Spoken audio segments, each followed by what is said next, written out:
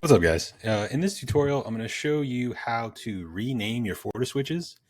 In some of the, I can't remember exactly what FortiOS version did this, but they stopped allowing you to name your FortiSwitch from the GUI at some point in 7.4. And I'm not really sure what the reasoning was behind it. As you can see, it's grayed out and it just has the serial number there, and you can only set a description. I have no idea why they did this. It's just an inconvenience, in my opinion. But if you had your switches named before you upgraded, and that switch name was less than, I believe it's 16 characters, it did carry the name over. But if the name was longer than 16 characters, it most likely reverted to the serial number. And there's no other way to rename the switch. So the only way, to my knowledge, that you can do this is through the command line. So we're going to go ahead and do that here, and I'm going to show you how to do it. Now, what I'm also going to do is the switch technically goes offline for, I think, maybe 10 seconds. So I'm going to do a ping test to make sure that that connectivity isn't lost to the end user while this name change takes effect, just in case you guys were looking to do this in production or anything. We're going to go ahead and launch the FortiGate command line. Then we're going to type config switch controller manage switch and question mark. And as you can see, I only have one switch on this firewall. You will have to know the serial number of the switch that you want to change as well. It's kind of ridiculous, but so I'm going to do, since I only have the one, but if you have a bunch, it can get kind of confusing, right? Especially if they're the same serial. And then I'm going to tab. Actually, I'm not going to do edit.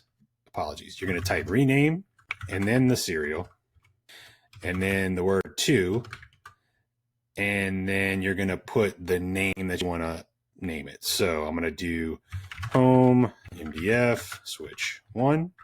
And if you try to more than 16 characters, it's going to give you an error message like that. So we're just going to make sure that we're below 16. And before I hit enter, we're going to start a ping test. So I'm just going to go ahead and ping Google and see if or 1.1.1, and I'm going to see if I drop anything. Start that. And I'll go ahead and I'll hit enter here. Yep, it's going to also, it tells you if it's going to take you offline. I'm going to go ahead and Y.